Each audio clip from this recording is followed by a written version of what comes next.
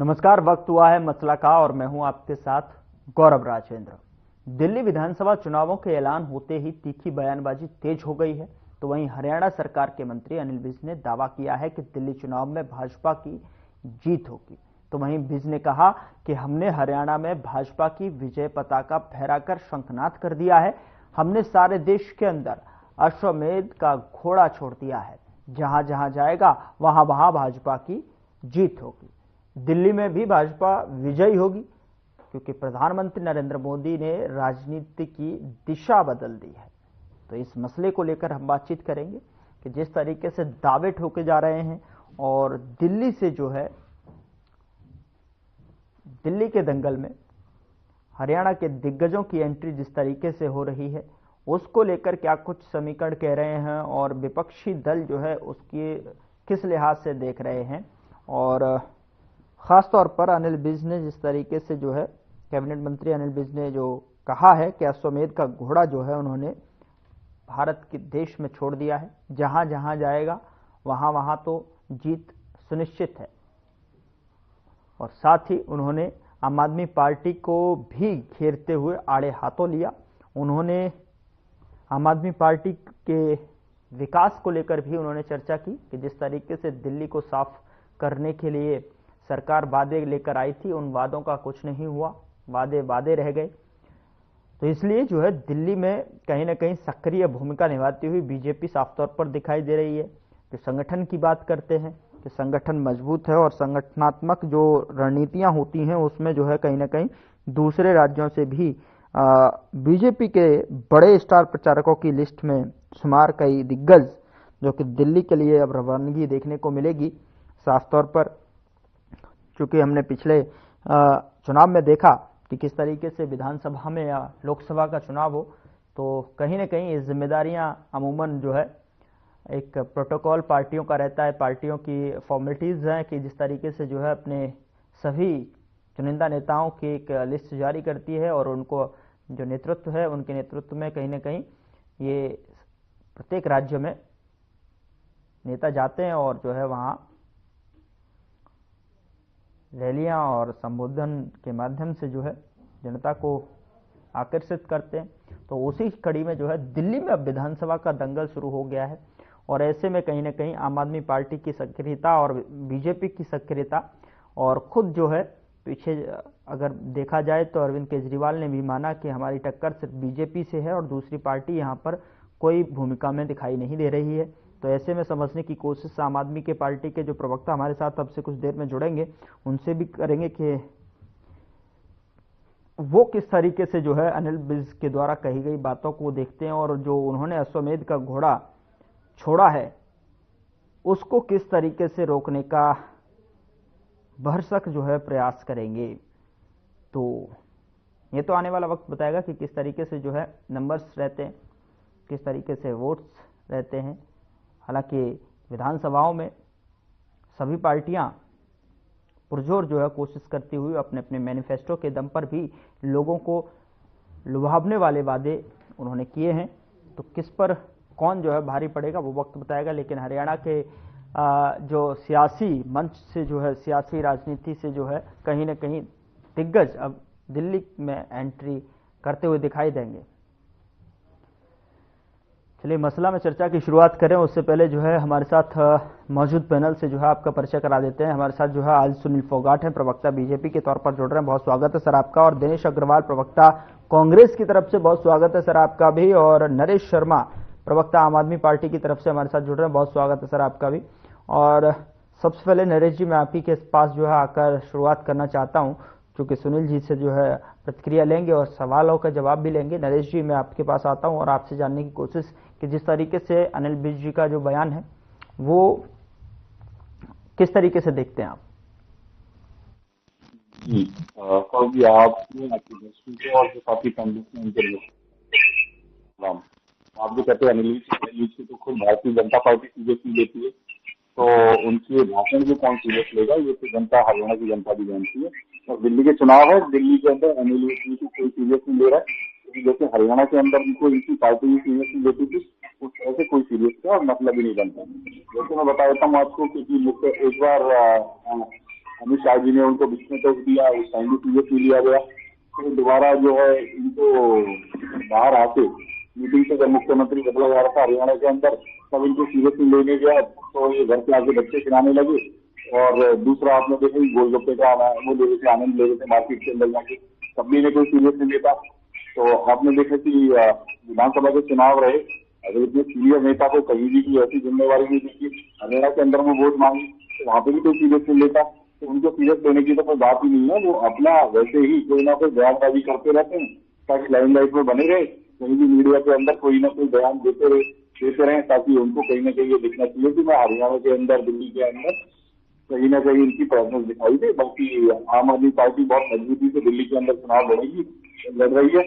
और अच्छी बात भी फिर से हम सरकार बनाएंगे। तो सरकार बनाने के बाद पूर्ण बहुमत की और बहुत मजबूती के साथ जैसे हमने 30 बार सरकार बनाई है, उसी तरह से इस बार भी सरकार बना के अरविंद केजरीवाल के नेतृत्व में अरविंद केजरीवाल जी हमारे सीएम होंगे और बहुत मजबूती से चुनाव लड़ेंगे।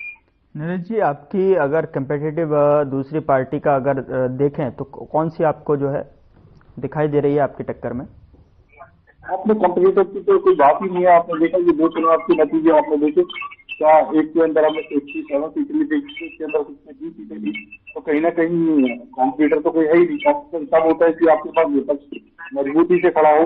विपक्ष के पास 2 मौके 3 मौके मिले, भारतीय जनता पार्टी को भी मिले, कांग्रेस को भी मिले। अगर वो कहीं ना कहीं अपने आप को प्रेजेंस दिखाते कि हम विपक्ष के रूप में कहीं मजबूती से आते, क्योंकि दिल्ली की जनता को जो आपने दिया है वो करके दिखाया।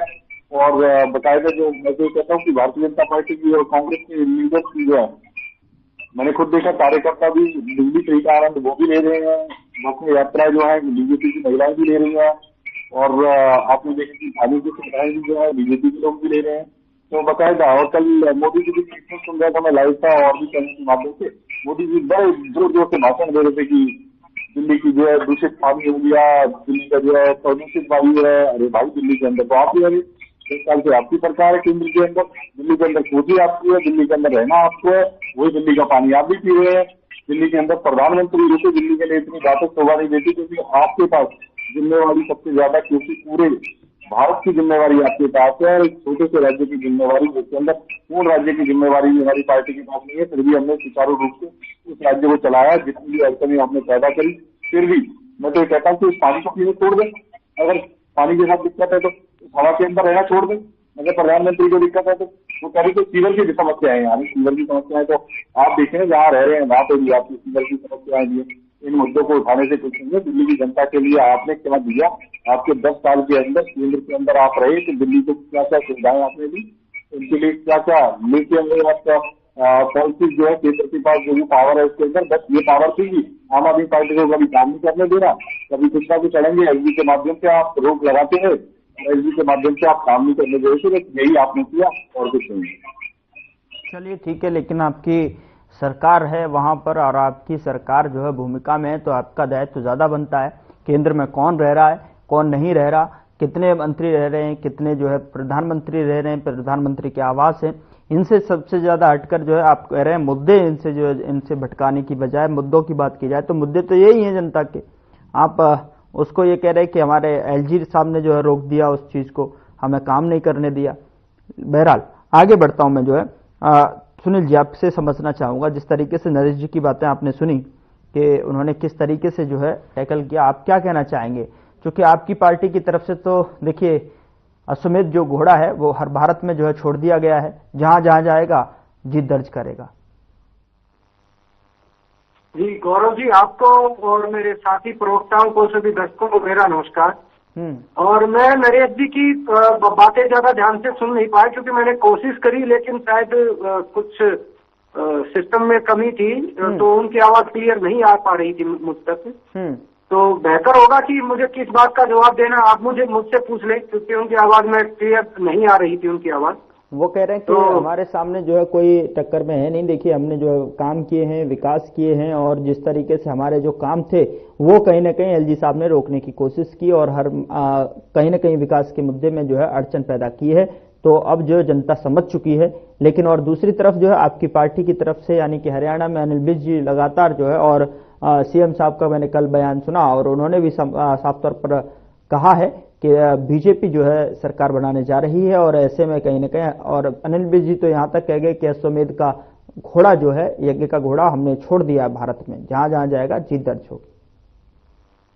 जी गौरव जी, बिल्कुल। देखिए, अनिल विज जी ने कोई गलत बात नहीं की है। ये तो सर्वविदित है, सारी जनता को पता है, आपको भी पता है, मुझे भी पता है, पूरी दुनिया को पता है कि जहां जहां चुनाव होते हैं भारतीय जनता पार्टी इलेक्शन जीतती है। तो इसमें उन्होंने गलत क्या कहा? उन्होंने कहा अश्वमेध का घोड़ा, जो विजयी घोड़ा है, वो हमने छोड़ रखा है, और वो घोड़ा है हमारा कार्यकर्ता। हमारा कार्यकर्ता दिन रात 24 घंटे 7 दिन जमीनी स्तर पे काम करता है, और उसी का परिणाम है कि विधानसभा चुनाव जैसे ही हरियाणा में खत्म हुए, लगभग 3 महीने हो गए, तो हमारे आज 45 लाख से ज्यादा सक्रिय सदस्य, प्राथमिक सदस्य हम नए जोड़ चुके हैं। ये तो ऑन रिकॉर्ड बातें मैं बता रहा हूँ। और दूसरी पार्टियां, हमारे आम आदमी पार्टी के साथियां, दूसरी पार्टियां बताएं उन्होंने चुनाव के बाद से हरियाणा में क्या तैयारियां की है, और उसी तैयारी का असर है कि हमारा कॉन्फिडेंस लेवल हाई है।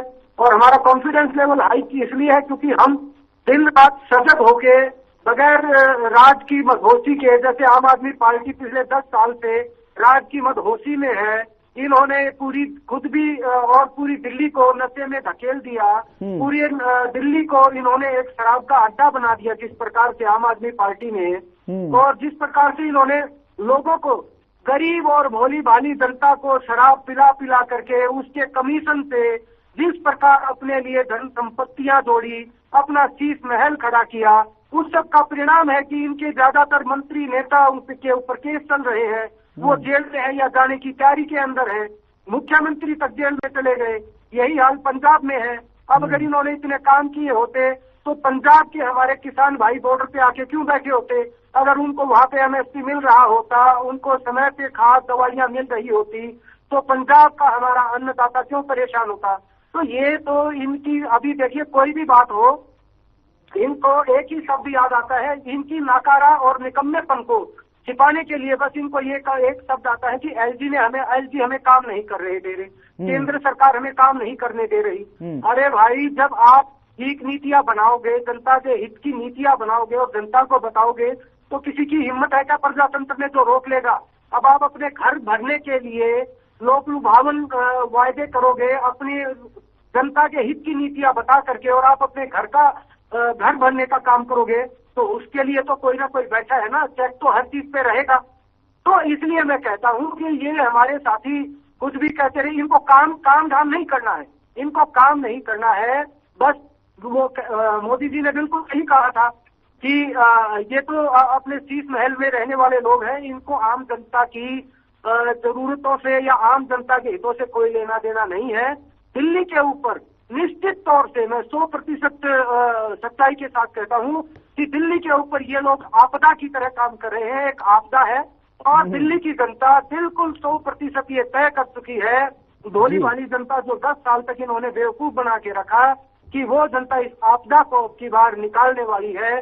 दिल्ली से आम आदमी पार्टी जाने वाली है, और भारतीय जनता पार्टी का अश्वमेध का घोड़ा, जो विजयी घोड़ा है, वो वहां पर भी अपनी पताका फहराने वाला है। हमारा कार्यकर्ता जी जान से जमीनी स्तर पे लगा हुआ है, और वही हमारा अश्वमेध का घोड़ा है, और वो घोड़ा अपनी पताका फहरा के रहेगा, क्योंकि जो काम करेगा वही आगे बढ़ेगा, वही जीतेगा। और भारतीय जनता पार्टी अपने कार्यकर्ता के दम पे, अपने कामों के दम पे, अपने शीर्ष नेता माननीय नरेंद्र मोदी जी द्वारा कराए गए देश में और हमारे प्रदेश में हमारी सरकार द्वारा कराए गए कामों के आधार पे हम ये कह सकते हैं कि जो विश्व के सबसे लोकप्रिय नेता हैं, उनकी बात पे अब की बार दिल्ली की जनता विश्वास करेगी, और इन झूठे लोगों को, इन शराबी जो पूरी दिल्ली को बना दिया इन लोगों ने, इनको दिल्ली से बाहर करेगी। शीश महल की राजनीति नहीं चलेगी, सड़क और संघर्ष की राजनीति चलेगी, जो भारतीय जनता पार्टी करती है। तो निश्चित तौर से हमारा मैं आपके पास आ रहा हूँ सुनील जी, मैं ठीक है आपके पास लौटूंगा। दिनेश जी, क्या लग रहा है आपको, जो है समीकरण जो है दिल्ली के बनते हुए नजर आ रहे हैं? दिल्ली की अब दंगल में कहीं ना कहीं हरियाणा से जो है दिग्गज पहुंचने की कवायद भी शुरू हो गई है, और ऐसे में जो है आम आदमी पार्टी स्पष्ट तौर पर कह रही है कि हमारे सामने कांग्रेस कहीं दिखाई नहीं दे रही है, सिर्फ जो है बीजेपी से टक्कर है।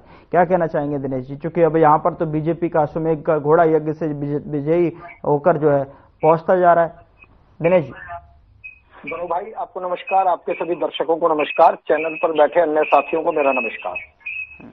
सबसे पहले तो मैं ये उम्मीद करूंगा कि आम आदमी पार्टी के प्रवक्ता के बीच में भी कोई नहीं बोला और भाजपा के प्रवक्ता के बीच में भी कोई नहीं बोला। मैं ये उम्मीद करूंगा कि मेरे बीच में भी कोई दूसरा ना बोले। कंप्लीट कीजिए सर, आप बोलिए। अश्वमेध घोड़े की जो बात की वो माननीय अनिल विज जी ने की। मैं गलती पर तो नहीं हूं गौरव जी? जी जी बोलिए। ये बयान अनिल विज जी का बयान है ना? हाँ जी हाँ जी। गौरव जी आवाज नहीं आ पा रही दिनेश जी की। ठीक है, टेक्निकल टीम से बोलता हूँ आवाज को जो है पैच किया जाए आप दोनों तक जो है। दिनेश जी बिल्कुल सही, आवाज ठीक कराए मेरी। ठीक है दिनेश जी, आपकी आवाज आ रही है, आप अपना कंटिन्यू कर सकते हैं। सबसे पहले तो ये निवेदन कर रहा हूं कि मैं किसी के बीच में नहीं बोला, कोई मेरे बीच में भी ना बोले। अश्वमेध घोड़े की बात करी अनिल विज जी ने, ये वही अनिल विज जी हैं जिन्होंने ये कहा था कि चुनाव के दौरान मेरी हत्या, भाषा की मर्यादा आपने तोड़ दी है, आपने तोड़ दी भाषा की मर्यादा, शराबी कहकर तोड़ चुके हो। अब आपको कोई अधिकार नहीं बचा बोलने का। मैं कह रहा हूं कि अनिल विज जी ने यह कहा कि चुनाव के दौरान मेरी हत्या कराने की कोशिश की गई। जो व्यक्ति अपनी सरकार होते हुए हरियाणा में और केंद्र में यह कहता है कि मेरी हत्या कराने की कोशिश की गई, उस व्यक्ति को उसकी पार्टी ने गंभीरता से नहीं लिया। उसके बयान के ऊपर कोई जांच कराने की कोशिश नहीं करी, कोई एफआईआर करने की कोशिश नहीं करी, किसी को पकड़ने की कोशिश नहीं करी। और अश्वमेध यज्ञ के लिए घोड़ा छोड़ दिया है, इस बात से मैं सहमत हूं। रमेश बिधूड़ी इनका अश्वमेध यज्ञ का घोड़ा है, निश्चित तौर पर है। और जो व्यक्ति ये कहते हैं कि हमारे लोकप्रिय नेता विश्व गुरु, वो विश्व गुरु अमेरिका के आगे घुटने टेके बैठे हैं कि भैया हमारे को 20 तारीख को बुला लो, हमें निमंत्रण दे दो, अपना जो शपथ ग्रहण है उसके अंदर कम से कम हमारे को इनवाइट तो कर लो। और वो इनवाइट नहीं कर रहा तो वहां पर अपना दूत भेज दिया कि या तो इनविटेशन लेके आइयो वरना आ मत जाइयो यहां पर। वो विश्व गुरु जो कि कहते हैं कि राम को लेकर आए थे उंगली पकड़कर, वो राम को ले आए ऊपर से नीचे, लेकिन वो चौकसी को नहीं ला पाए पकड़ के। जो 1 दर्जन से ज्यादा उद्योगपति, उनके मित्र अरबों खरबों रुपए जनता के बैंकों के माध्यम से लेकर विदेश भाग गए, उनको पकड़ के नहीं ला पा रहे। और ये वही विश्व गुरु है जिन विश्व गुरु का डंका बजता है पूरे दुनिया में, परंतु आज हमारी बहन बेटियों की जो मणिपुर के अंदर वीडियो वायरल होते हैं, उन्हें नंगा घुमाया जाता है, वहां एक शब्द नहीं बोलता विश्व गुरु। और ये कहते हैं नीतियां देखो कितनी अच्छी हैं। सुनो, 2019 में इन्होंने हरियाणा के अंदर बीपीएल कार्ड धारकों की जो मानक थे वो बदल दिए कि 1,20,000 नहीं, जो 1,80,000 रुपए तक कमाता है हम उसको भी बीपीएल का कार्ड देंगे। जनवरी 2022 के अंदर ये संख्या 27,000 कार्ड की थी और दिसंबर 23 आते ही ये संख्या हो गई 45 लाख। 27 लाख से 45 लाख, 18 लाख कार्ड बढ़ा दिए इन्होंने। केवल उन लोगों को ये कहकर कार्ड दे दिए ये पीले कार्ड हैं, तुमको 100 गज के प्लाट मिल जाएंगे, तुम्हारे को आयुष्मान योजना में 10-10 लाख का तुम्हारा इंश्योरेंस हो जाएगा, हेल्थ इंश्योरेंस, तुम्हें हॉस्पिटल में पैसे नहीं खर्चने पड़ेंगे। लोकसभा में और विधानसभा में वोट ठगने के लिए, और वो ठग लिए। अब क्या कह रहे हैं, अक्टूबर में इनके वो बीपीएल कार्ड थे 49 लाख, और उसके बाद नवंबर में घट गए, दिसंबर में फिर बढ़ गए, अब हो गए 52 लाख। क्योंकि हरियाणा में अब निगमों के चुनाव है, नगर परिषद और नगर निगम के नगर पालिकाओं के चुनाव है, तो उनकी वोट ठगने के लिए उनके 52 लाख कार्ड बना दिए। मैं ये पूछ रहा हूं, अगर नीति अच्छी है, 52 लाख आदमियों को 100 गज का प्लाट, आपकी नीति कहती है कि उसको प्लाट मिलना चाहिए 100 गज का बीपीएल के जो दायरे में है। क्या हरियाणा सरकार के पास 52 लाख प्लॉट देने के लिए जमीन है? क्या हरियाणा के अंदर हरियाणा की सरकार 52 लाख लोगों को हर महीने 500 रुपए में गैस का सिलेंडर दे रही है? क्या हरियाणा सरकार 52 लाख परिवार यानी कि 2 करोड़ 12 लाख लोग। Sir come to the point. Dinesh ji Dinesh ji नहीं आपने बात छेड़ी, अब सुन लीजिए। नहीं दिनेश जी, समय सीमा को भी तो देखिए, आप फिर बोलेंगे अब पॉइंट पर आता हूँ। सुन तो अब आपको क्यों दिक्कत हो रही है? विश्व गुरु के नीतियां बता रहा हूं ना मैं। नहीं मुझे कोई दिक्कत नहीं हो रही सर, आप थोड़ी देर में बोलेंगे 2 करोड़ 12 लाख लोग हैं, उनको 5 किलो अनाज हर आदमी को हर महीने देना है। क्या आपके पास इतना अनाज है? आपको हर महीने 2 लीटर सरसों का तेल देना है, 1 किलो चीनी देनी है, 10 लाख का बीमा देना है, 100 गज के प्लाट देने हैं। अगर आपके पास 52 लाख आदमियों को 100 गज के प्लाट देने के लिए इंतजाम है, अगर संसाधन है, तो आपकी सरकार 4.5 लाख करोड़ के घाटे में क्यों चल रही है?